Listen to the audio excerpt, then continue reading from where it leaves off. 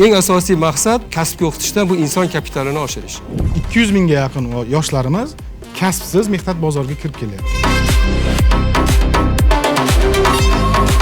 Nogironlik bo'lgan shaxslar uchun bu stipendiya joriy qilingan. Yoshlarga to'g'ridan-to'g'ri qarz berish mexanizmi ham bugungi kunda yo'lga qo'yilgan.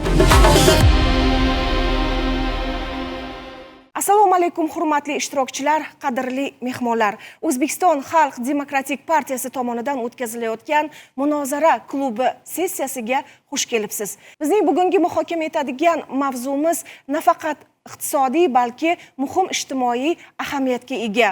Bugun biz kasbga o'qitish markazlaridagi yo'nalishlarning mehnat bozoridagi haqiqiy talab, malaka standartlari va ish beruvchilar ehtiyojlariga qay darajada mos kelayotganligini ochiq muhokama etamiz. So'nggi yillarda mamlakatimizda aholini kasbga o'qitish, ayniqsa yoshlar va ishsiz fuqarolarni kasblarga o'rgatish hamda ularning daromadlarini oshirish, ish bilan ta'minlash masalasi davlat siyosati darajasiga ko'tarilgan. Bu borada ko'plab kasbga o'qitish markazlari tashkil etildi hamda ko'plab o'quv dasturlari joriy qilindi. Shu bilan birga ushbu sohadagi islohotlarni yuqori bosqichga ko'tarilmoqda deyishimiz mumkin. Bu jarayonda eng muhim masala bugungi kunda kasbga o'qitish sohasida qanday natijalarga erishildi?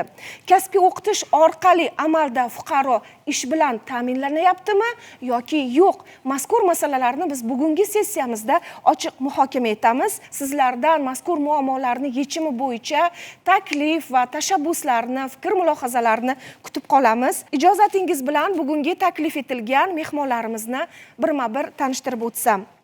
Iminov Odiljon Karimovich, O'zbekiston Respublikasi Oliy Majlisi Qonunchilik palatasi, Fan, ta'lim, madaniyat, sport va yoshlar masalalari qo'mitasi raisi o'rinbosari.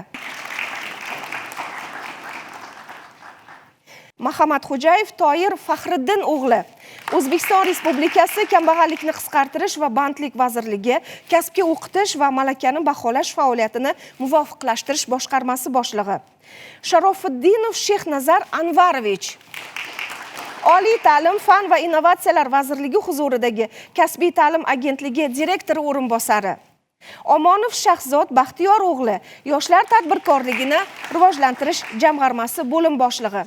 Shuningdek, bugungi press klubimizda Toshkent shahar kambag'allikni qisqartirish va bandlik boshqarmasi bo'lim boshlig'i Ulug'bek Ko'ylanov, Toshkent shahar Ilg'or kasbiy mahorat texnikumi direktori o'rinbosari Mirsaidov Mirkamol Mirjalovichlar ishtirok etmoqda. Hurmatli ishtirokchilar, avvalambor ekspertlarimizga so'z beramiz. Har bir ekspertga o'z taqdimoti uchun 7 daqiqagacha vaqt ajratilgan. Marhamat, birinchi so'z navbatini kasbga o'qitishdan ish o'rnigacha tizimli muammo va yechimlar mavzusida O'zbekiston Respublikasi Oliy Majlisi Qonunchilik palatasi deputati Iminov Odiljon Karimovichga beramiz. Marhamat, Odiljon Karimovich. Assalomu alaykum, hurmatli ishtirokchilar. Hurmatli spiker, hurmatli mana davramizda mana shu bevosita mavzu bilan bog'liq bo'lgan, amaliyot bilan bog'liq bo'lgan rahbarlarni ko'rib turibmiz va o'sha sohadagi bevosita mana nogironligi bo'lgan, hattoki ishtirok etayotgan, mana shu mavzuga aloqador bo'lgan, qiziqish bildirgan ishtirokchilarni ko'rib turibmiz. Bu uchun biz uchun juda ham quvonarli, ham foydali deb hisoblayman. Shuning uchun tashkilotchilarga minnatdorlik bildiraman, chunki bu faoliyat bizni kelgusi faoliyatimizda ham olgan ma'lumotlarimiz qonunchilik bazasini takomillashtirishimizda ham juda ham qo'l keladigan bir materiallarni olamiz degan umiddaman. Xabaringlar bor, 7 ta yo'nalishni o'z ichiga olgan kambag'allikdan farovonlik sari dasturi amalga oshirilyapti. Asosiy dasturda yo'nalishida bizga kasbga tayyorlashimiz ham asosiy maqsadi shunga yo'naltirilgan. Nega deganda qonunchiligimizdagi asosiy hozirgi o'zgartirishlar ham, qo'shimchalar ham kiritilayotganligi uchrashuvda aytib qolishgan edi. O'sha migratsiyada yurgan to'g'risini aytishimiz kerak. Minglab, vaqti kelsa millionlab odamlarimiz o'sha yerda aytaylik oddiy svarka qilayotganda, haligi payvand deydi, payvandchi deydi, bizga ana shu Rossiyadan kelgan nanimatel deymiz-ku, ya'ni ishga yollovchini gapi. Qaysi metalni svarkalayotganda qanday nimani elektrodni ishlatish kerak, uni secheniyasi deydi, boshqasi deydi, to'g'rimi?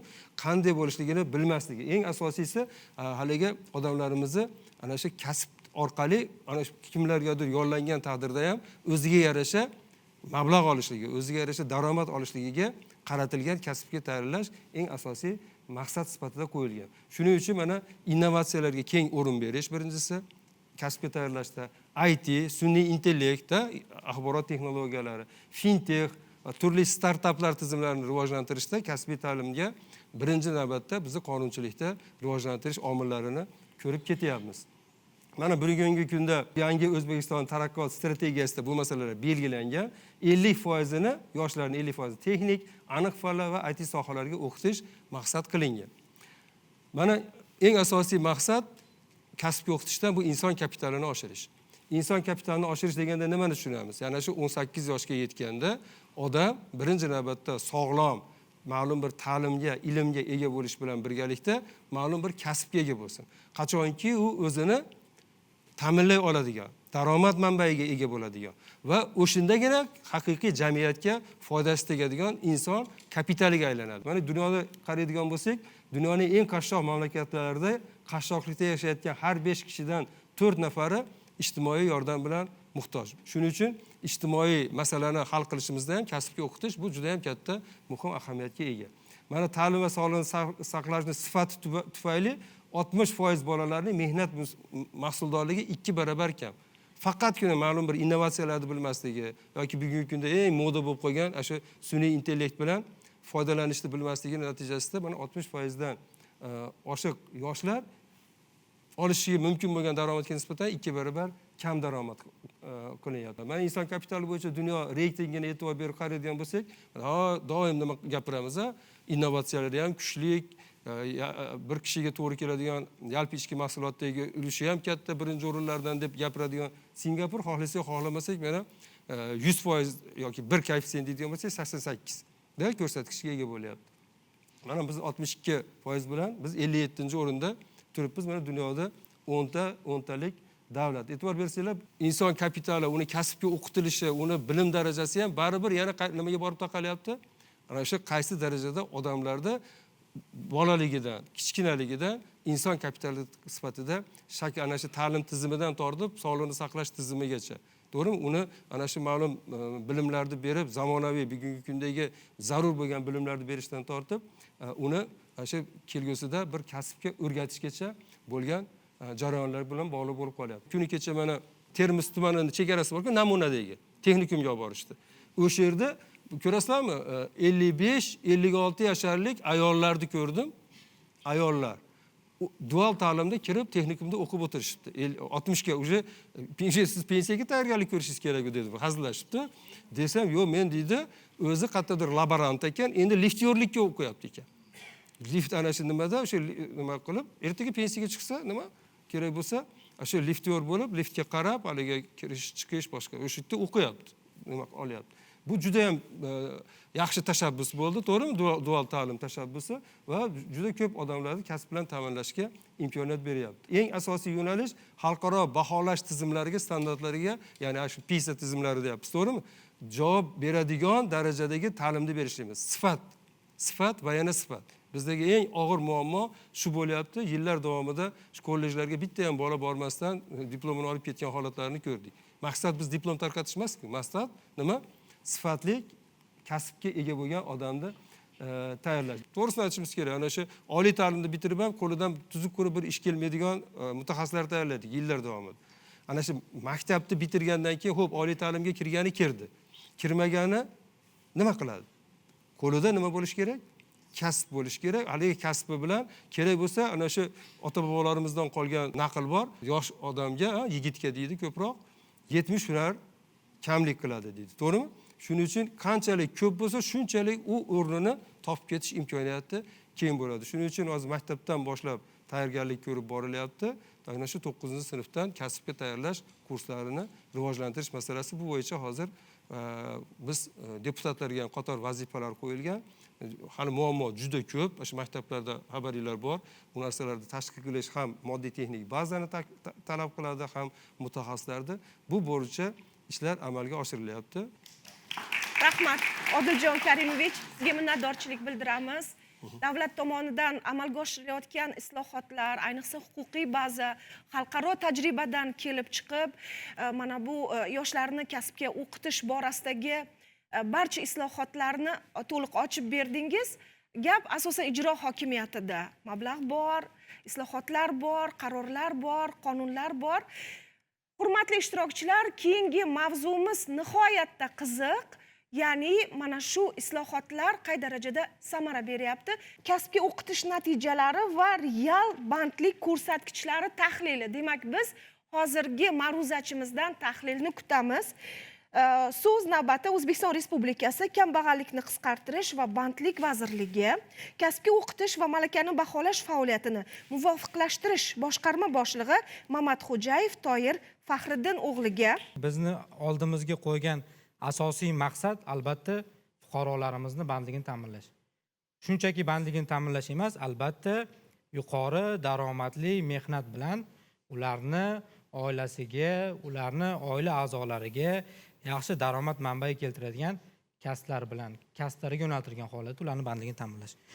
Bugungi ma'ruzada endi auditoriyadan kelib chiqib biroz prezentatsiyadan, taqdimotdan ham sal qo'shimcha ma'lumotlar bilan ulashib o'tmoqchiman. O'zi 2025-yilda biz qancha nafar fuqarolarni, ishsiz fuqarolarimizni biz kasb hunarga o'qitish bilan qamrab oldik degan birinchi savolga to'xtalib o'tadigan bo'lsak, 25-yil yakunlariga nazar soladigan bo'lsak, biz 319 mingdan ortiq ishsiz va ish qidirayotgan fuqarolarimizni kasbga yo'naltirishga muvaffaq bo'ldik. Ularning eng katta qismi, ya'ni 250 mingdan ortig'ini ayollarimiz tashkil etadi. Bu juda katta ko'rsatkich. Sababi bilamiz, yurtimizda hozir ayollarimizga qaratilayotgan e'tibor juda ham katta. Gender tengligi asosida ularga munosib ish o'rinlarini yaratish, ularga mos keladigan hunar bilan o'qitish va bu borada biz albatta nafaqat o'zimizda vazirlik tasarrufidagi kasbiy ko'nikmalar markazi deb avval nomlanardi va prezidentimizning farmonlariga ko'ra hozirda ular texnikumlar sifatida qayta tashkil etilgan.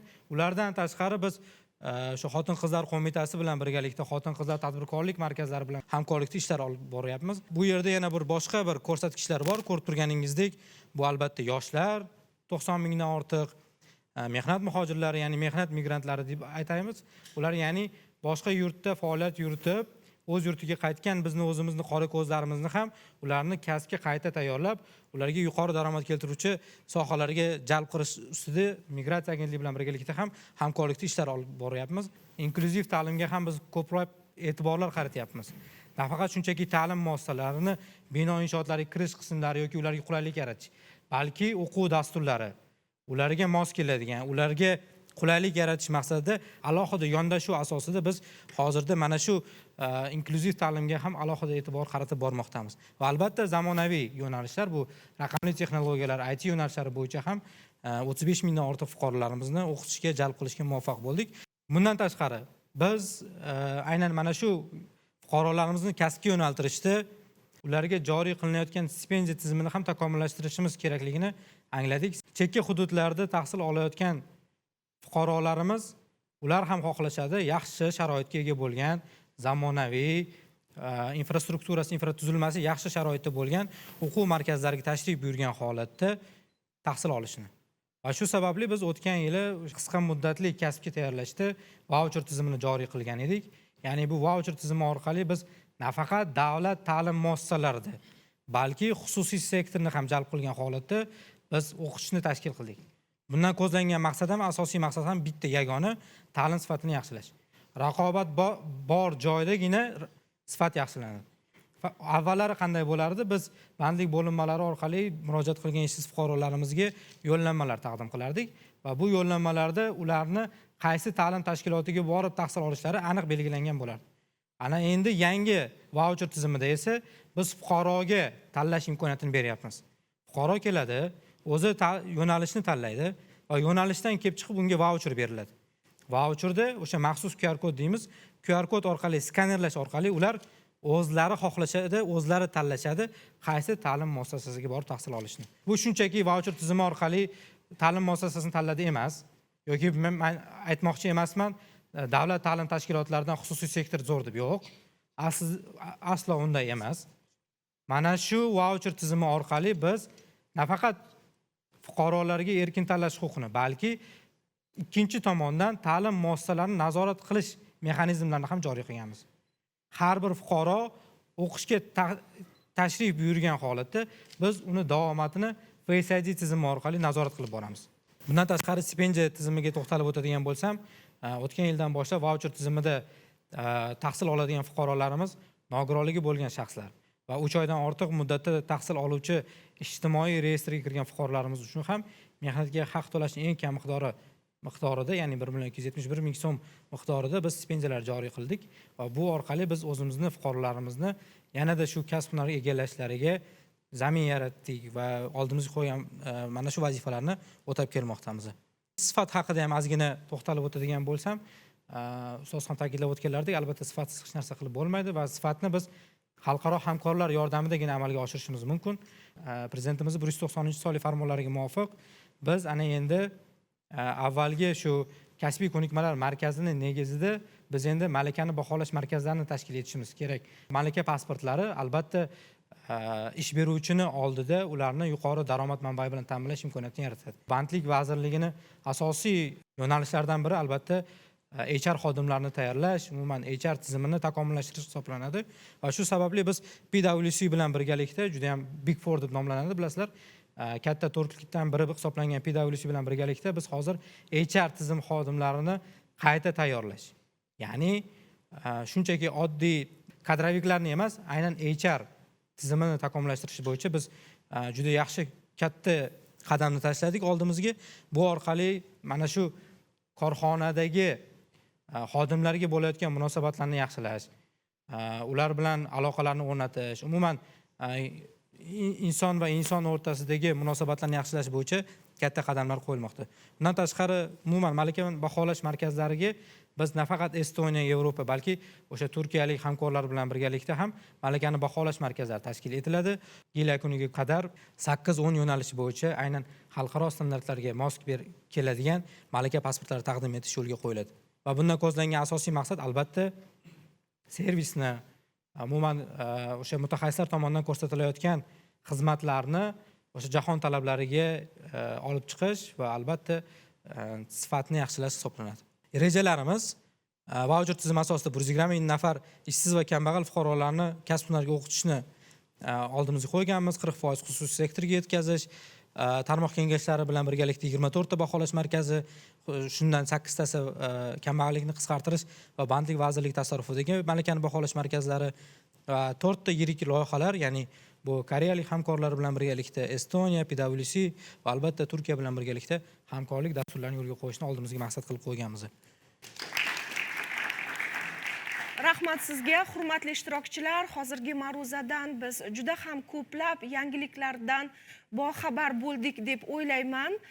Mana masalan, o'sha kasbga o'qitish borasida ijtimoiy qo'llab-quvvatlash, stipendiyalar ajratilishi va xalqaro tashkilotlarni grantlar ajratilayotganligi juda ham ko'plab ishlar amalga oshirilyapti, lekin bundan barcha fuqarolar ham boxabar emas. Masalan, hali savol-javoblar qismida alohida to'xtalamiz. Masalan, mehnat migrantlarida ko'proq mana shu yangiliklar to'g'risida boxabarlikni oshirishimiz kerak. Ularda mana shu islohotlarga nisbatan ishonchni oshirishimiz kerak. Buning uchun esa targ'ibotni kuchaytirish lozim. Hurmatli ishtirokchilar, keyingi taqdimot kasbga o'qitish va mehnat bozori uyg'unligini ta'minlash mexanizmlari mavzusida. Mavzu juda ham dolzarb. So'z navbati Kasbiy ta'lim agentligi direktori o'rinbosari Sharofiddinov Shehnazar Anvarovichga. Marhamat. Katta islohotlar amalga oshirilyapti, xususan davlatimiz rahbari tomonidan mamlakatimizda o'sha yoshlarni, umuman barcha aholi qatlamini kasbga o'qitish, ularni yaxshi kasb egallash orqali jamiyatda o'zlarini o'rnini topishi, muvaffaqiyatli bo'lishi, o'zi va oilasi uchun foyda keltiradigan muhim bir jamiyatni bo'g'inida kadrlar tayyorlashda muhim ahamiyatga ega bo'lgan tizim, ya'ni kasbiy ta'lim tizimini rivojlantirishga alohida e'tibor berilyapti. Xususan davlatimiz rahbarining tegishli farmonlari bilan kasbiy ta'lim agentligi tashkil etildi va ushbu farmon doirasida O'zbekistonda kasbiy ta'lim tizimini rivojlantirishda 2030-yilgacha bo'lgan ustuvor yo'nalishlari belgilab berildi. Ma'lumot berib o'tsam, mamlakatimizda 500 dan ortiq, ya'ni 600 ta yaqin ta'lim muassasalari, texnikumlar faoliyat yuritadi. Ushbu texnikumlarda jami bugungi kun holatiga 437 mingta o'quvchi tahsil olmoqda. Hozir ularning yoshida 18 yoshga to'lgan, 16 yoshli o'quvchilardan tortib to 60 yoshdan ziyod bo'lgan o'quvchilar ham mavjud. Shu bilan birgalikda hozirgi vaqtda dual ta'lim tizimiga alohida e'tibor berilyapti. Dual ta'lim tizimi nima? Dual ta'lim tizimi bu bevosita ta'lim jarayonining nazariy qismi ta'lim muassasasida o'tkaziladi. Amaliy qismi bo'lsa korxona, tashkilotda o'tkaziladigan ta'lim jarayoni dual ta'lim shaklida hisoblanadi. Ustunligi nimadan iborat? Yoshlardan qat'iy nazar bir vaqtning o'zida ham ishlab, ham daromad topish imkoniyatiga ega bo'ladi. Ta'lim muassasasini tugatgandan keyin, o'qish jarayoni tugatgandan keyin bevosita o'sha o'quv jarayoni amalga oshirilgan korxonaga ular bandligi ta'minlanadi. Dual ta'lim shaklida o'qiyotgan o'quvchilarning 90% dan ortig'i bandligi ta'minlanadi. Bu juda ham katta imkoniyat hisoblanadi. Hozirgi vaqtda 500 dan ortiq kasbiy ta'lim tashkilotida, aniq aytsak 510 ta kasbiy ta'lim tashkilotida demak 67 mingta o'quvchi dual ta'lim shaklida o'qimoqda. Va o'sha ustuvor vazifalardan kelib chiqadigan bo'lsak, bu keyingi yilda, ya'ni 2030 keyingi yil, mana 26-27 yilda bu ko'rsatkich bizlarda 100 mingga yaqinga olib chiqish rejalashtirilgan. Ushbu yo'nalishda ko'rib turganingizdek 14300 ta korxona va tashkilotlar bilan hamkorlik aloqalari o'rnatilgan. Ya'ni o'quvchilar 14 mingdan ortiq korxonada demak ham ishlab, ham o'qish imkoniyatiga ega bo'lyaptilar. Bu dual ta'lim shaklini tanlayotgan vaqt, umuman ta'lim jarayonini tashkil etayotgan vaqtda asosiy e'tibor mamlakatimiz iqtisodiyotining tarmoqlarini rivojlangan sohalari bo'yicha kadrlar tayyorlashga e'tibor qaratilgan. Bu bevosita bizda xizmat ko'rsatish sohasi, sanoat, qurilish, qishloq xo'jalik kabi sohalarda demak kadrlar tayyorlanadi. O'zbekistonda hozir kasbiy ta'lim tizimini isloh qilishning asosiy yo'nalishlaridan bittasi aynan xalqaro ta'lim dasturlarini joriy qilish hisoblanadi. Xalqaro ta'lim dasturi bu nima? Ko'pchiligingiz bilsangiz kerak. Bu bevosita o'quv jarayoni tugatgandan keyin O'zbekistondan tashqarida xorijiy davlatlarda tan olinadigan sertifikat yoki diplomga o'qish yakuni bo'yicha ega bo'ladigan ta'lim dasturlari xalqaro ta'lim dasturlari hisoblanadi. Hozirgi vaqtda O'zbekistonda 47 ta texnikumda xalqaro ta'lim dasturlari joriy etilgan. Bu xalqaro ta'lim dasturlari rivojlangan davlatlarning ta'lim dasturlari. Britaniyaning Pearson kompaniyasi bilan, Germaniyaning Avestus kompaniyasi bilan joriy etilgan, Saudiya Arabistoni bilan birgalikda Aquapower kompaniyasi bor. Sanoat, energetika sohasidagi eng yirik hozir investitsiya kirgizayotgan kompaniyalardan bittasi hisoblanadi O'zbekistonga. Shu bilan hamkorlikda 40 dan ortiq texnikumda 20 ta kasb bo'yicha xalqaro ta'lim dasturlari joriy etilgan. Xalqaro ta'lim dasturi nima beradi? Xalqaro ta'lim dasturi bizlarga birinchidan O'zbekistondagi kasbiy ta'lim tizimi sifatini xalqaro darajaga olib chiqish imkoniyatini beradi va shu bilan birga bitiruvchilarimizga nafaqat mamlakatimiz ichki bozorida, balki xalqaro bozorda ham, tashqi mehnat bozori deymiz terminda, demak muvaffaqiyatli ish o'rniga ega bo'lish imkoniyatini beradi. Va yana qaysi yo'nalishlarga ustuvorlik berildi? 9-sinf bitiruvchilari hozirgi vaqtda texnikumlar yiliga 150-180 ming 9-sinf bitiruvchilarini qamrab olyapti. Va lekin vaholanki bizda har yili bilsangizlar 11-sinf tugatgandan keyin oliy ta'limga kirgan o'quvchilardan tashqari o'rtacha 200 mingga yaqin yoshlarimiz kasbsiz mehnat bozoriga kirib kelyapti. Va ular qaysidir kasbni majburan o'rganish zarurati paydo bo'lyapti. 2030-yilga borib 9-sinf bitiruvchilarining 50% bu yiliga o'rtacha 300-350 ming nafar o'quvchilar demak kasbiy ta'lim sohasi bilan tizimi bilan qamrab olinishi kerakligi belgilanyapti.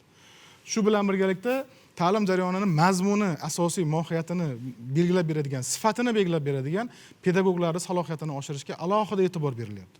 Bunda ham texnikumda asosiy e'tibor kasb o'rgatishga qaratiladi. U yerda master bor. Biz ishlab chiqarish ta'lim ustasi deymiz. Endi o'zimiz til bilan ta'lim ustasi deb aytishimiz mumkin.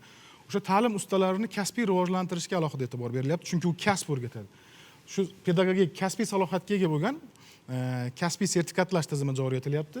O'sha tizim bo'yicha 50% pedagoglarni faoliyat yuritayotgan pedagoglarni, demak kasbiy sertifikatga ega bo'lgan pedagoglar tashkil etadi va bu orqali sifatni oshirishga e'tibor qaratiladi. Hozir kasbiy o'qitish jarayonida yagona aytishimiz mumkin provider deymiz, endi umumiy til bilan aytganda yagona muvofiqlashtirish struktura paydo bo'lyapti va bandlik vazirligi, migratsiya agentligi, xotin-qizlar qo'mitalari, ya'ni buyurtmachilar bor va uni o'qitib beradigan ijrochi bor. Lekin bu yerda eng muhim jihati shundaki, ta'lim jarayoni tugagandan keyin buyurtmachi o'quvchini baholaydi. Ma'qul, ma'qul emas degan narsani aytadi. Ya'ni ular sifatni talab qiladiganlar bular buyurtmachilar hisoblanadi. Har bir hududda bittadan ilg'or kasbiy mahorat texnikumlari tashkil etilyapti. Ilg'or kasbiy mahorat texnikumlari nima? Bu xalqaro tilda aytganda inglizchada Excellence Hub deyiladi. Bu kasbiy ta'lim sohasidagi eng ilg'or, xalqaro miqyosdagi eng ilg'or texnologiyalar, standartlar joriy etilgan texnikumlar bo'ladi. To'liq xalqaro standartlar asosida o'qitiladi. Bu yerda o'qigan yoshlarimiz bevosita migratsiya agentligi bilan birgalikda sanoat hamkorlari xorijdan biriktiriladi. O'zbekistondan ham va ustuvorlik xorijga beradi. Bu yerdagi o'quvchilar o'quv jarayonlari asosan qaysi davlatning standarti joriy etilayotgan bo'lsa, hozir bu Germaniya bo'lyapti dual ta'lim shaklida. O'sha standartlar asosida o'qitiladi. Bu yerda hudud uchun ilg'or metodik pedagogik hab hisoblanadi. Ya'ni eng zamonaviy jihozlar, ishlab chiqarish jarayoni bilan muvofiq bo'lgan jihozlar olib kelinish hisobiga yoshlarimiz, faqat bu texnikum yoshlarimiz shu hududdagi boshqa texnikumlar ham mos yo'nalish bo'yicha kelib bu yerda amaliyotda o'tashlari, ustozlari malaka oshirish imkoniyatiga ega bo'ladilar. Masterlar uchun, u pedagoglar uchun malaka oshirish jarayonlari tashkil etiladi va eng muhim jihatlardan bittasi, bu texnikumlardagi bitiruvchilar nafaqat mamlakatimizda, balki xalqaro mehnat bozorida bandligini ta'minlash imkoniyatiga ega bo'ladilar. Dual ta'limda o'qiyotgan o'quvchilar uchun birinchi marta stipendiya berish tizimi joriy etilyapti. Barchasiga. Bu yil o'zida mana hozir statistikamizda ko'rdingiz 67 mingta bo'lsa, sentyabrga boshlab bu ko'rsatkich 100 mingga chiqadigan bo'lsa, tizimda O'zbekistondagi barcha hududlarda dual ta'limda o'qiyotgan o'quvchilar sentyabr oyidan boshlab stipendiya olishni boshlashadi. A'lo bahoga o'qiyotgan o'quvchilarimizga qo'shimcha yuqori narxdagi stipendiyalar berish tartibi joriy etilgan. Ya'ni oddiy stipendiyamiz bir bazaviy hisoblash miqdorida beriladigan bo'lsa, a'lo bahoga o'qiyotgan o'quvchilarimizga bu 3 barobar miqdorda belgilanyapti. Shu bilan birgalikda ishlab chiqarish korxonalariga imtiyozlar berilyapti. Ya'ni dual ta'limni tashkil etayotgan korxonalarga imtiyozlar berilyapti. Qanday imtiyoz? Bu 5 milliard so'mgacha imtiyozli kreditlar berilyapti. Buni sharti hamkorlikda dual ta'limni tashkil etish, 5 ta o'quvchi uchun va bitta o'quvchining bandligi ta'minlanadigan bo'lsa, demak, korxona 5 milliard so'm miqdoridagi imtiyozli kreditni olishi mumkin. Yana bitta muhim jihati, soliq imtiyozlari berilyapti korxona va tashkilotlarga dual ta'limni tashkil etayotgan, o'quv amaliyotini tashkil etish jarayonida ishtirok etayotgan korxonalarga 1%, ya'ni ularda ijtimoiy soliqlar bor, o'shani 1% miqdorida demak to'laydi. O'zim adashmasam, buniki 12 yoki 25% miqdorda. Ya'ni bu yerda ham joriy etib qatnashayotgan masterga, ya'ni ta'lim muassasasidan biriktirilgan ustozga ham to'lanadi va o'sha yerda o'qib ish boshlagan, yangi texnikum bitirib qabul qilingan o'quvchilar ham o'sha soliq imtiyozlaridan foydalanish imkoniyatiga egalar. Shu bilan birgalikda texnikumlardagi ishlab chiqarish jarayonlarini va o'zi ishlab chiqargan mahsulotlarni sotish orqali daromad qilish nuqtai nazaridan davlat xaridlari bo'yicha preferensiyalar berish mexanizmi ham joriy etilgan. O'zbekistonda 10 ta kasb bo'yicha O'zbekiston Respublikasi Prezidenti sovrini uchun demak kasblar chempionati o'tkaziladi.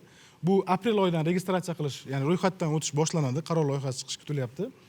Alohida va 3 ta bosqichda o'tkaziladi. Ma'lumot uchun yoshlarimiz borligida fursatdan foydalanib aytyapman. Bu juda ham bir foydali narsa.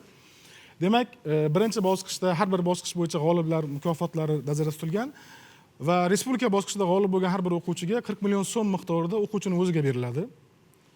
10 ta kasb bo'yicha kasblar ro'yxati berilgan, mana ko'rayotganingizdek.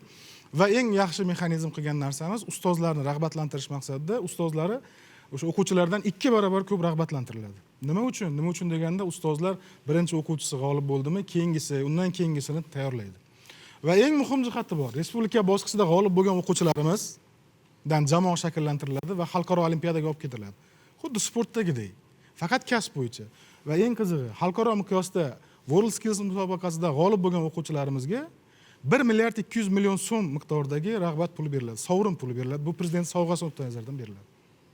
1 milliard 200 million so'm o'quvchi o'zini kasbini orqasidan yutib olishi mumkin bo'lgan narsa. Bu eng qizig'i faqat bitta o'ringa emas, ya'ni bitta o'quvchiga emas, har bir 10 ta kasb bo'yicha qatnashadigan bo'lsak, har bir o'quvchimiz g'olib bo'lsa, har biriga beriladi va yuqoridagi mexanizm ustozlariga 2 barobar ko'p. Chunki ustozlar o'sha ta'limni sifatini ta'minlaydigan asosiy bo'g'in. Bu faqat oddiy ishchi kasblar bo'yicha tayyorlaydigan joy emas. Sun'iy intellekt rivojlanishi hisobiga aynan amaliy ko'nikma talab etadigan kasblarga ehtiyoj oshyapti. Hammamiz uyimizda elementar, oddiy sodda qilib aytganimizda santexnik bor. Santexnikni biz o'chirtga turamiz. Sartaroshga hammamiz o'chirtga turamiz. Unga puliga, masalasiga o'chirtga yozilib keyin boramiz. Qurilish ishlari bo'lsin, hammasi yuqori malakali mutaxassislar hozirgi vaqtda bu qaysidir ma'noda yaxshi emasdir, lekin oliy ma'lumotli mutaxassislardan ko'proq daromad qilyapti, bilimi, ko'nikmasi yuqori bo'ladigan bo'lsa. Nima demoqchiman? Kasbiy ta'lim tizimi mazmun jihatdan xalqaro standartlarga muvofiqlashtirilyapti. O'zlaringiz, o'rtoqlaringiz, hamkasblaringizga buni yetkazinglar. Bu bosqichma-bosqich amalga oshirilyapti va shu orqali hammamiz nima uchun kasbiy ta'lim muhim? Kasbiy ta'lim sifatli ta'lim. Bu yuqori malakali mutaxassis degani. Yuqori malakali mutaxassis bu xizmat ko'rsatish, qurilish, ishlab chiqarish sohasidagi sifat degani. Sifatli mahsulot, sifatli xizmat bu mamlakat iqtisodiyotini raqobatbardoshligini oshiradi. Va shu orqali bevosita ham o'zini oilasiga, ham davlatning taraqqiyotiga xizmat qiladi. Shuning uchun barchangizni kasbiy ta'lim bo'yicha kasb egallashga targ'ib qolamiz. Fursatdan foydalanib deputatlarimizni ham bu jarayonda faol ishtirok etishlarini so'rab qolamiz. Rahmat sizga. Keyingi taqdimot yoshlar bandligida davlat subsidiyalari va ularning samaradorligi mavzusida so'z navbatini Yoshlar tadbirkorligini rivojlantirish jamg'armasi bo'lim boshlig'i Omonov Shahzod Baxtiyor o'g'liga beramiz. Bugungi kunda yurtimizda 65% dan ortiq aholimizni demak yoshlar tashkil qiladi. Bu raqamlarga keladigan bo'lsak 22 milliondan ortiq demak yosh fuqarolarimiz yoshlarni tashkil qiladi. Bu raqamlar 2050-yilga borib O'zbekiston Respublikasida fuqarolar 50 millionga yetishi prognoz qilinadigan bo'lsa, ya'ni bu ko'rsatkich kelasi yillarda yana ham oshishi demak kutilyapti. 2025-yilda demak yoshlar biznes dasturi orqali Aloqa bank tomonidan demak yoshlarimizni 10 mingga yaqin loyihalariga 1 trillion 201 milliard pul mablag'lar ajratib berilgan va ularning natijasida 12 mingdan ortiq yoshlarimiz bandligi ta'minlangan. Bundan tashqari yoshlar tadbirkorlikni rivojlantirish davlat maqsadli jamg'armasi tomonidan demak 1200 ga yaqin loyihalarimizga demak 121 milliard 400 million so'm miqdoridagi pul mablag'lar ajratilgan va bularning natijasida 2200 ga yaqin ish o'rinlari yaratilgan. Shuningdek, Milliy bank tomonidan oliy ta'lim muassasalarini bitiruvchilarini demak loyihalar ularni tadbirkorliklarini boshlash uchun demak 4700 dan ortiq bo'lgan loyihalarga demak 215 milliarddan ortiq pul mablag'lari ajratib berilgan. Bu proyekt, ya'ni bu loyihalar o'zi nimaga xizmat qiladi? Tadbirkorlikni boshlash niyatidagi yoshlarimizga demak tijorat banklari orqali imtiyozli ravishda va uzoq muddatli imtiyozli kreditlar beriladi. Bu kredit miqdorlari 2026-yilda 5 milliard so'mdan 10 milliard so'mgacha ko'tarildi. Bundan tashqari yoshlar tadbirkorligini rivojlantirish davlat maqsadli jamg'armasi tomonidan ko'mak loyihasi, bu ya'ni davlat tomonidan to'g'ridan-to'g'ri yoshlarimizga qarz berish mexanizmi. Butun dunyo tajribasini o'rganganimizda davlat o'zi buniga riskni olib to'g'ridan-to'g'ri qarz berish mexanizmi deyarli hech qaysi davlatda yo'q ekan. Demak, davlatimiz rahbari tomonidan ko'mak dasturi orqali yoshlarga to'g'ridan-to'g'ri qarz berish mexanizmi ham bugungi kunda yo'lga qo'yilgan. Ko'mak qanaqa dastur degan savol bo'lsa, demak, xorijiy tillardan demak, C1 darajasi bor yoshlarimizga olis va chekka hududlarda xorijiy tillarga ixtisoslashgan o'quv markazlarini ochishlari uchun bazaviy hisoblash miqdorini 320 barobargacha bugungi kunda 130 million so'mdan ortiq pulni tashkil qiladi. To'g'ridan-to'g'ri qarz berish mexanizmimiz demak mavjud. Bugungi kunda 2026-yil birinchi choragining o'zida 300 tadan ortiq xuddi shunaqa loyihalarga biz 35 milliarddan ortiq pul mablag'larini ajratdik. Bularning ortidan har bitta o'quv markazida kamida 5 tadan demak o'qituvchilar bandligi ta'minlangan taqdirda ham bitta loyihaning o'zida 1,5 mingdan ortiq oliy ta'lim muassasalari bitiruvchilari, yuqori malakali mutaxassislar bandligi ta'minlanmoqda. Biz jamg'armamiz tomonidan, ya'ni Yoshlar agentligi tashabbusi bilan jamg'arma orqali 2000 tadan ortiq bunaqa loyihalarni moliyalashtirish biz reja qo'yganmiz. Bu delinganligi 100 minglab, 200 minglab yoshlarimiz xorijiy tillarni demak olis va chekka hududlarda o'rganish imkoniyati paydo bo'ladi. Bitta joyi bor, bu foizsiz qarz. Davlat pulni beradi, foizsiz. 6 oy imtiyozli davr. Bu o'zini faoliyatini boshlab, o'quvchilarini yig'ib, tizimini yo'lga qo'yib olguncha davlat hech qanaqa pulni qaytara olmaydi. Bundan tashqari yana 24-fevralda davlatimiz rahbari tomonidan bu dasturga yana ham katta imkoniyat yaratib berish, yoshlarimizni bilimini oshirish vazifasi o'laroq bu summani 300 million so'mga oshirish rejasi belgilandi. Bunda faqatgina o'quv markazini tashkil qilish emas, balki ularga tutash bo'lgan demak hududlarda, yaqinroq hududlarda demak zamonaviy kasblar bo'lishi mumkin yoki masalan sport klublari bo'lishi mumkin, IT ga ixtisoslashgan markaz bo'lishi mumkin. Xuddi shunga o'xshagan markazlarni ochish uchun yana qo'shimcha 300 million so'm. Umumiy olganda 430 million so'm bitta loyihaga foizsiz qarz berilyapti.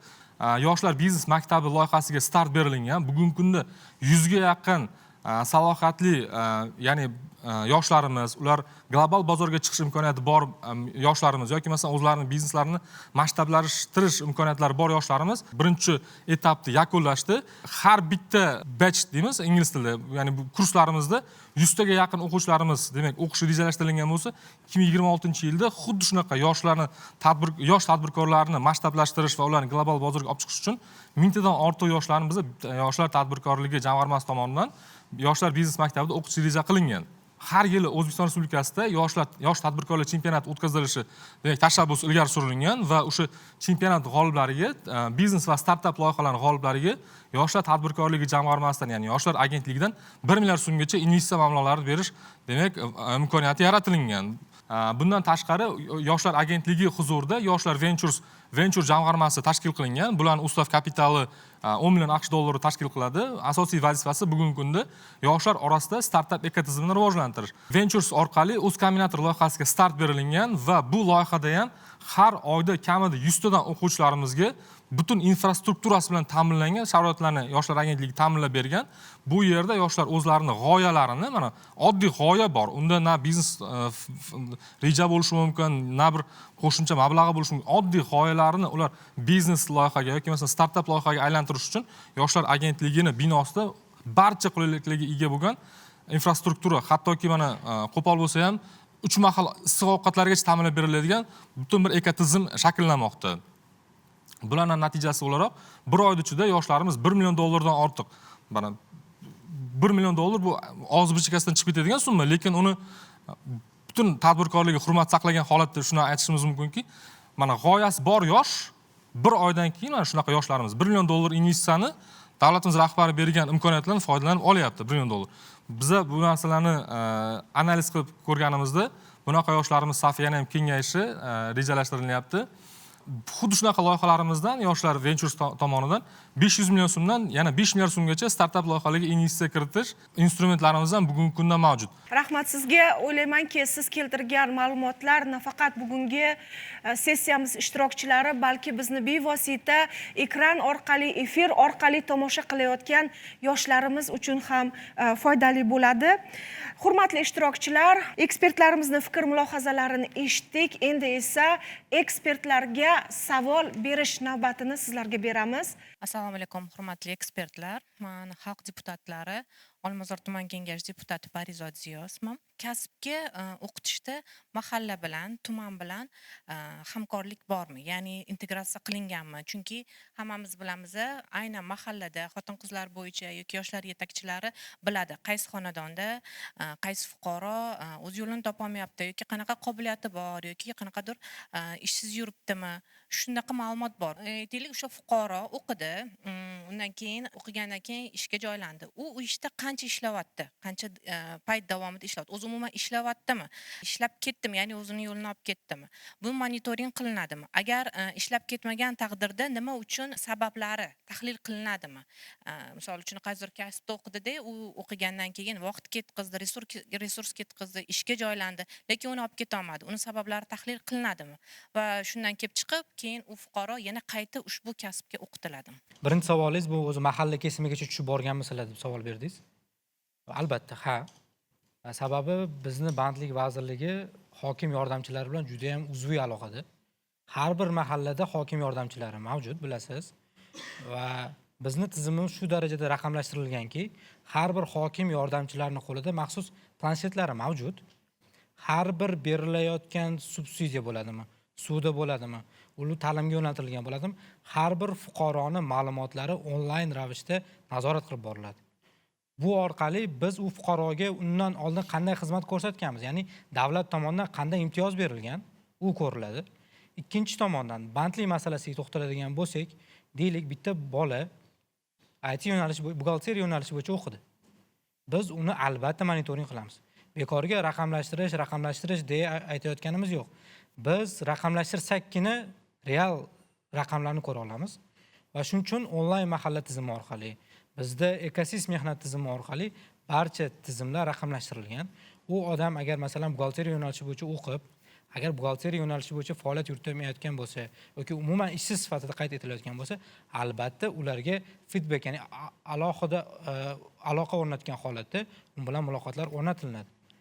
Va shu boya hammamiz aytayotgan narsa bir ta'lim sifatini ta'minlash, ya'ni sifatini yaxshilasakkina biz bandligini ta'minlash oson bo'ladi. Shunchaki hozir ish beruvchilar, umuman mutaxassis mehnat bozorida shu darajada jozibadorligi ko'pki, u bizni shunchaki qo'lidan yetaklab buni ishga olgin deya olmaymiz. Faqatgina ta'lim sifatini yaxshilashgina bu orqaligina erisha olamiz. Monitoring har qanaqa kesimda bor. O'sha bandligini ko'rsatkichini qanaqa bilamiz? u oylik daromad rasmiy ish bilan ta'minlangan bo'lsa, soliq qo'mitasidan biz ma'lumot olamiz. Yoki bo'lmasam u tadbirkorlik faoliyatini boshlagan bo'lsa, u tadbirkorlik faoliyati bo'yicha org-infolar orqali biz ma'lumotlar, ya'ni bitta tizimda 3 ta kamida tashkilotdan biz ma'lumot olamiz. Shu orqaligina haqiqatdan ham u soliq to'layaptimi, bandligi ta'minlanganmi, yo'qmi, aniq bir savollarni ayta olamiz. Ekspertlarimizga yana kimda qanday savollar, takliflar va fikr mulohazalar bor? Marhamat. Bugungi sizlarning ma'ruzanglarda kasbga o'qitish markazlariga davlat mablag' ajratadi degan gapni sizdan eshitdim. Bu mablag' naqadar sarflanishi haqida menda savol bor.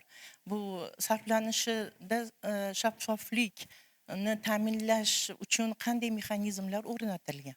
Bizga har bir o'quvchi bo'yicha belgilangan kasbni spesifikasi deb aytamiz, xususiyatidan kelib chiqqan holda belgilangan summa bor. Har bir o'quvchi uchun, ta'lim oluvchi uchun belgilangan summa. Bu summa o'quv jarayoni yakunlangandan keyin o'tkazib beriladi, uni kalkulyatsiyasi qilingan, bu jarayon to'liq shaffof ravishda amalga oshiriladi. Unda masala yo'q. Ya'ni uni maqsadli foydalanish nuqtai nazaridan keladigan bo'lsak, aholimiz, yoshlarimizni kasbga, ishsizlar aholini kasb o'rganib, bandligi ta'minlanishi nuqtai nazaridan demak o'sha tegishli bandlik jamg'armasi tomonidan resurslar ajratiladi. Ushbu resurslar doirasida demak band bo'lmagan aholi o'qitilishi mexanizmi bor. Texnikumlarda ta'lim jarayoni endi bu davlat byudjeti tomonidan o'quv jarayonidagi muddatidan kelib chiqqan holatda, kasb xususiyatidan kelib chiqqan holatda belgilanadi. Ular hammasi tizim shaffof va o'qigan o'quvchilar ajratilgan mablag'lar to'g'risidagi ma'lumotlar ochiq ma'lumotlar hisoblanadi, tizimga joylashtirib boriladi. Ko'mak loyihasi bo'yicha olis va chekka hududlarda o'quv markazlarini tashkil qilish bilan bog'liq, ya'ni davlat tomonidan to'g'ridan-to'g'ri qarz ajratish mexanizmiga to'xtaladigan bo'lsak, bu mexanizmda yoshlar fondi.uz platformasi ishga tushirilgan. Arizachilar inson omilisiz yoshlar fondi.uz platformasi orqali o'zlarini hujjatlarini berishi mumkin bo'ladi. Hujjatlar berish mexanizmi, hujjatlari turlari ham ya'ni juda ham bir qiyinchiliklarsiz, ya'ni bor yo'g'i 3 ta talabga javob bersa bo'ldi. Birinchisi, murojaat qiluvchi YTT yoki bo'lmasa MJJ guvohnomasini ochish kerak bo'ladi. Ikkinchisi, til sertifikatini berish kerak bo'ladi. Uchinchisi, ariza bilan murojaat qilish kerak bo'ladi. Ya'ni oddiy, sodda va hamma qilish mumkin bo'lgan hujjatlar namunasi. Va bu hujjatlar har doim markazlashgan tartibda ko'rib chiqilinadi. Bu inson omilisiz platformaga keladi. Platformani bu backfrontdan biz ma'lumotlarni olamiz va ma'lumotlarni biz har bittasini o'sha tadbirkorlik jamg'armamizni O'zbekiston Respublikasidagi yoshlar, ya'ni yirik tadbirkorlardan iborat bizda jamoatchilik kengashi bor. Bu jamoatchilik kengashini biz taklif bilan chiqamiz. Ya'ni jamg'armaning ijrochi direktori kotib sifatida uni o'zi imzolab loyihani taqdimoti bilan chiqqanlaridan keyin u tadbirkorlar bu yoshga foizsiz qarz berish kerakmi, kerak emasmi, maqsadlimi, maqsadli emasmi degan qarorni qabul qiladi. Ya'ni o'rtada hech qanaqa inson omili yo'q bu yerda. Platformaga keladi. Platformadagi barcha hujjatlar loyiha ko'rinishida, taqdimot ko'rinishida tadbirkorlarga yetkaziladi. Tadbirkorlar o'zlarini obyektiv xulosalarini beradi. 2 qismi ovoz bergan, ya'ni ma'qullagan loyihalarga qarz berish mexanizmi amalga oshiriladi. Assalomu alaykum, hurmatli munozara maydoni ishtirokchilari. Meni savolim kasbga o'qitish markazlarida ijtimoiy himoyaga muhtoj aholi qatlamlari hamda nogironligi shaxslar qanday sharoitlar yaratilgan? Ular uchun ta'lim imkoniyatlari hamda zarur infratuzilmalarni foydalanish va shu bilan birgalikda bandligini ta'minlash bo'yicha qanday dasturlar amalga oshirilmoqda? Qisqa muddatli o'qitishlarda biz aholi qatlamini har qanaqa turini qamrab olishga harakat qilganmiz va aynan nogironligi bo'lgan, umuman ijtimoiy reyestrga kirgan barcha oila a'zolari uchun bu yerda ta'lim yo'nalishlarimiz o'sha 36 da ta'kidlab o'tdim. Nogironligi bo'lgan shaxslar bo'ladimi, ijtimoiy reyestrga kiritilgan oila a'zolari, fuqarolari bo'ladimi, ular uchun barcha shart-sharoit yaratilgan. Ya'ni qanaqa ma'noda? Hamma fuqarolarimiz singari teng huquqli asosda ular o'zlari mustaqil kasb yo'nalishini tanlay oladilar. O'zlari mustaqil markazni tanlay oladilar, ta'lim muassasasini, va qolaversa ularga imtiyozli ravishda boshqa hududdan qatnaydigan bo'lsalar, umuman uzoqroq chekka hududdan boshqa shahar markaziga qatnaydigan bo'lsalar, nogironligi bo'lgan shaxslar uchun bu stipendiya joriy qilingan. Ya'ni ular mehnatga haq to'lashi eng kam miqdorda stipendiya beriladi, ya'ni 1,271,000 so'm miqdorida. Yoki bo'lmasam muddati 3 oydan ortiq davom etadigan yo'nalishlarimiz bo'ladigan bo'lsa, unda ularga ham stipendiya joriy qilinadi. Ya'ni mana shu tarzda ularni qo'llab-quvvatlash maqsadida ko'plab imtiyozlar joriy qilingan, ham moliyaviy, ham shart-sharoit yaratish maqsadida yoki bo'lmasam surdo tarjimonlik yo'nalishi bor. Aynan kar-soqov bo'lgan fuqarolarimizni o'qitish uchun yoki bo'lmasam ular bilan muloqotga kirish istagida bo'lgan fuqarolarni ham mana shu yo'nalish bo'yicha biz tahsil olish uchun ta'lim yo'nalishini joriy qilganmiz. Misol tariqasida shularni keltirib o'tishim mumkin. Men o'zim yolg'iz onaman, 3 ta farzandni o'zim yolg'iz katta qilgan insonman. 2020-yil shu aynan o'sha o'quv markazi, monomarkazida o'qiganman. O'qib turib, shu farzandlarimni kelajagi uchun kasbdan o'sha kasb egasi bo'lganman. Va shu kasbda kosmetologiya kasbini o'qib, men shu paytgacha kosmetologiyada 3 ta farzandimni voyaga yetkazdim. 2005-yil farzandimni oshpazlik sohasiga o'sha ayni yana monomarkazga olib borganman va o'sha yerda o'qigan. 2 oylik kursda o'qib turib, hozirgi paytda Dubay shahrida oshpaz bo'lib ishlab yuribdi. Shu 2 oy o'qib ketib, shu bola shunchalik rivojlanib ketdi-da. 2 oylik kasb qanchalik insonlarga, oilasiga, ayollarga, erkaklarga yordam berishini, albatta bu oddiy, sodda tilda tushuntirsak, bu haqiqat. Yaqinda o'sha rahbariyat o'sha kasblar nimasida o'sha kasblardan texnikum bo'lar ekan, monomarkazlardan gapni eshitdik. Biz o'qituvchilar, o'sha usta muhandislar juda ham xursand bo'ldik, chunki yana malaka oshirilar ekan, usta muhandislar keyin o'sha malakali bo'lib ishlar ekanmiz degan narsa bo'ldi. Faqat shu bitta gapni eshitib qoldikki, balki o'sha hozirgi paytga kelganda oliy ma'lumotli, o'z kasbini oliy ma'lumotli bo'lmasa, nima deydi, malakali ustozlar bo'lishimizga qaramasdan biz o'sha kasbdan chiqib ketar ekanmiz. Mana shu narsa ozgina ranjitdi, chunki farzandlar, oila, ro'zg'or bu ishsiz qolamiz. Men shuning uchun chiqqanim, murojaat bilan chiqqanim ayni o'sha o'ylaymanki, malakamiz bor, shuncha yil 2020-yildan beri Samarqand shahri monomarkazida ishlaganman. Mana shu paytgacha hozir ishlab kelaman monomarkazda. Shu narsani bir o'ylagan holda yordam qilsalaringda va o'sha hozirgi ustozlarda albatta o'sha malaka, o'sha o'zini kasbida oliy ma'lumotli bo'lmasa-da, malakali bo'lishiga qaramasdan shularni inobatga olsalaring degan savol bilan chiqyapman albatta. Bu narsani qisqacha tushuntirib o'tmoqchiman. Bu narsaga menimcha sal noto'g'ri talqin bo'lgan. 1-iyuldan boshlab aynan vaucher tizimida ishtirok etuvchi ta'lim muassasalarida o'z mutaxassisligi bo'yicha diplom yoki bo'lmasam malaka pasportiga ega bo'lgan mutaxassislar tahsil berishdan, ta'lim berishlari belgilab qo'yilgan. Bu nima degani? 1-iyul keldi, bo'ldi, barcha ta'lim ustalari yoki o'qituvchilarimiz, murabbiylarimiz bo'ldi, dars berishni to'xtatadi degani emas.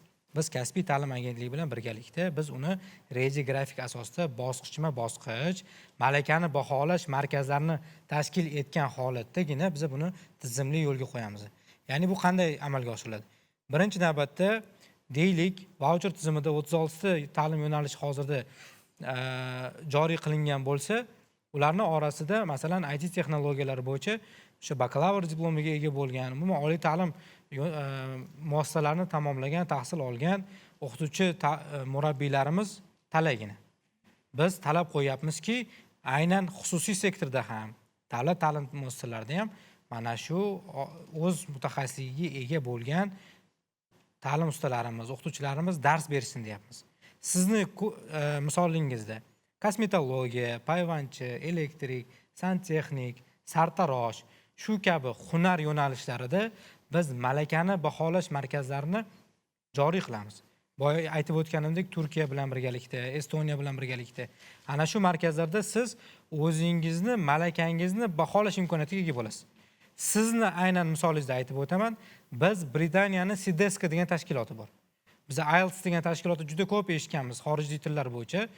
IELTS 7 bo'lsa hech kim unga so'rab o'tirmaydi, ingliz tilini bilasanmi? Mana IELTS'im 7 bor, seni ingliz tilingda savol javob qiling degan savol umuman berilmaydi. Xuddi shunaqa kosmetologiya yo'nalishi bo'yicha beauty terapiya deyiladi.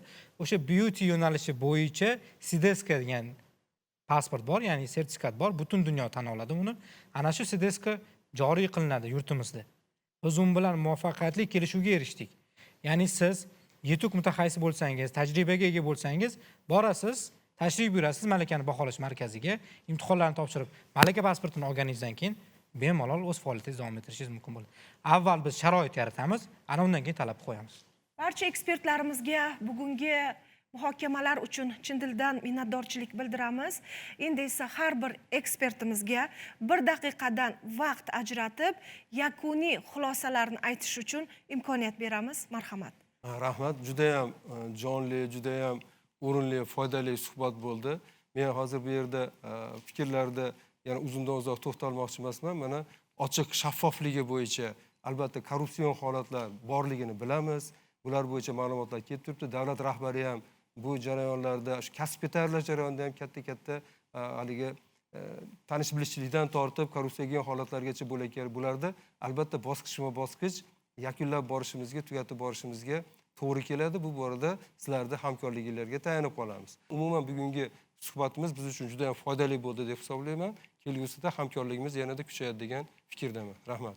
Biz bilan mana shu munozara maydonida kelib, deputatlarimiz yordamida o'sha xalqning fikrini, xalqning dardini bilish imkoniyati yaratilganligi uchun avvalambor shu Xalq demokratik partiyasiga mana shunday uchrashuv tashkillashtirilganligi uchun minnatdorchilik bildirib o'taman. Albatta, takliflar, e'tirozlarni biz inobatga olamiz va kamchiliklar ustida ishlab, yanada mana shu tizimni shaffof, shu korrupsiyaga qarshi kurashish deb aytib ta'kidlab o'tishdi, boshqa qilishdi. Albatta raqamlashtirish orqali biz bularga albatta erishamiz. Hammalarga rahmat. Bildirilgan hamma fikrlar albatta inobatga olinib, tizimni yanada yaxshilash bo'yicha biz ishlaymiz. Bu bo'yicha vazifalar bor. Shu o'rinda deputatlarimizdan, shu yerda ishtirok etayotgan yoshlarimizdan, insonlardan hozirgi vaqtda bugun mana ma'lumotlar juda ham ko'p ma'lumotlar, yaxshi ma'lumotlar berildi. Shu ma'lumotlari hamkasblari bilan, o'rtoqlari bilan, do'stlari bilan o'rtoqlashishni so'rayman. Chunki tizimda bo'layotgan ko'plab yangiliklar, islohotlar, yoshlar uchun yaratilayotgan imkoniyatlar, aynan kasbga o'qitish tizimida, kasbiy ta'lim sohasidagi tizimda juda ham muhim ahamiyatga ega. Shuning uchun avvalambor Xalq demokratik partiyasidan bu sohadagi o'sha targ'ibot ishlarini kuchaytirishda yana bir kuch-quvvat tilaymiz va bu sohada biz har doim sizlar bilan hamkorlikda ishlashga tayyor ekanligimizni ma'lum qilaman. Yoshlarimizga aytadigan gapimiz, kasb o'rganinglar. Bu sizlar yaxshi kasb egasi bo'lishingiz, bu sizlarning kelajakdagi muvaffaqiyatingizda asosiy garov hisoblanadi. Yuqorida ta'kidlaganimizdek, yoshlar agentligi tomonidan, davlat tomonidan berilgan pullarni nafaqat ularga yoshlarga oddiy pul ko'rinishida, balki yirik loyihalar ko'rinishida va juda ham ko'plab aholini va yoshlarimizni qamrab oladigan loyihalarda sizlarni ham ishtiroklaringizni bo'lishni biz chin dildan xohlaymiz. Bu kabi maydonlarda, shu kabi ochiq muloqotlarda bizlarga bo'ladigan takliflaringiz, e'tirozlaringiz bular kelajakda har doim o'zini aksini qarorlarda, farmonlarda o'zini aksini topadi.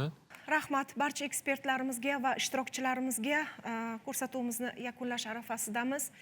Bugungi suhbatimizdan bir narsa aniq bo'ldiki, kasbga o'qitish bu nafaqat diplom yoki sertifikat olish bilan tugamasligi kerak. Asosiy natija inson ishli bo'lishi, daromad topishi, hayotini yaxshilashi kerak. Bu borada ko'rsatuvimiz davomida juda ham ko'plab yaxshi fikrlar, takliflar, tashabbuslar o'rtaga tashlandi. Ko'rinib turibdiki, ayrim holatlarda o'qitilayotgan kasblar mehnat bozori talabiga to'liq mos kelmayapti. Yoki ba'zi bir o'quv dasturlari esa ish beruvchilar ehtiyojidan ortda qolmoqda. Eng muhimi, kasbga o'qitiladigan har bir inson ish bilan ta'minlanishi mana shu savolga jiddiy e'tibor qaratishni davrni o'zi, hayotni o'zi taqozo etmoqda. Ayniqsa bu masala ijtimoiy himoyaga muhtoj aholi uchun juda muhim. Chunki ular uchun kasbga o'qitish bu shunchaki ta'lim emas, balki hayotini o'zgartirish shartidir. Bugun bildirilgan fikr-mulohazalar, takliflar umumlashtirilib, amaliy taklif va tashabbuslarga aylantirilishi, bu orqali kasbiy ta'lim tizimini yanada samarali va adolatli xizmat qilishiga ishonamiz. Shu bilan press klubimizni yakunlaymiz. Barchangizga faol ishtirokingiz, ochiq va samimiy fikrlaringiz uchun chuqur minnatdorchilik bildiramiz.